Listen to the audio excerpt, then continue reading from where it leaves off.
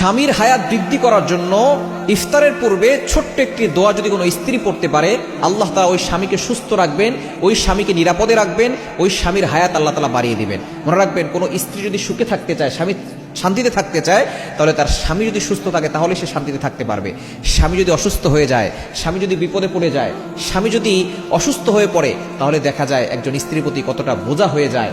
এবং স্বামী যদি দুনিয়া থেকে বিদায় নেয়, তাহলে ওই স্ত্রীর কাছে পুরো পৃথিবীটা বোঝা হয়ে যায়। কেমন যেন কেউ তাকে দেখতে পারে না, তার মা বাবার কাছেও সে তখন বোঝা মনে হয়। এজন্য অনেক মেয়ের আমাদের কাছে ফোন দিয়ে বলে, হুজুর, স্বামীর সংসারে অনেক নির্যাতন হতো, সেখানেই ভালো ছিলাম, এখন সেখান থেকে ডিভোর্স হয়ে যখন বাড়িতে এসেছি, এখন মা বাবা আমাদেরকে বোঝা মনে করে। মা বাবা আমাকে দেখতে পারে না, যে আমাকে জন্ম দিয়েছে সেই মা আমাকে দেখতে পারে না। এজন্য স্বামী হচ্ছে অনেক বড় একটি দামি জিনিস। এই স্বামী যার আছে, সে ঢাল হয়ে আছে। যদিও কিছু স্বামী খারাপ হয়, যদি স্বামী খারাপও হয়, তারপর আপনি স্বামীর জন্য দোয়া করেন। হতে পারে আপনার স্বামী চেঞ্জ হয়ে যেতে পারে। ওমর রাদিয়াল্লাহু তাআলা আনহু আগে সন্ত্রাস ছিল, রাসূল সাল্লাল্লাহু আলাইহি ওয়াসাল্লাম তার জন্য দোয়া করেছেন, আর ওমর রাদিয়াল্লাহু তাআলা ইসলামে ফিরে এসেছেন এবং সে দুনিয়াতে জান্নাতের গ্যারান্টি পেয়েছেন। এজন্য স্বামীর জন্য দোয়া করতে হবে।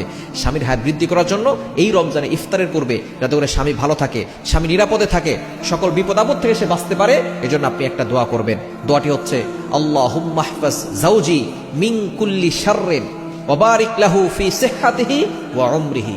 এই ছোট্ট দোয়াটি যদি আপনি করতে পারেন আল্লাহর কাছে, যে আল্লাহ, আমার স্বামীকে তুমি সকল অনিষ্টতা থেকে, খারাপি থেকে তুমি হেফাজত রাখো এবং তার সুস্থতার ভিতরে, তার হায়াতের ভিতরে তুমি বরকত দান করো। এভাবে যদি আপনি দোয়া করেন, আল্লাহ তাআলা ইফতারের পূর্বে দোয়া করলে দোয়া কবুল হয়। এই সময় আমরা অনেকেই পেঁয়াজ ও আলুর চপ বানাতে বানাতে ব্যস্ত হয়ে পড়ি, শরবত বানাতে নিয়ে ব্যস্ত হয়ে পড়ি।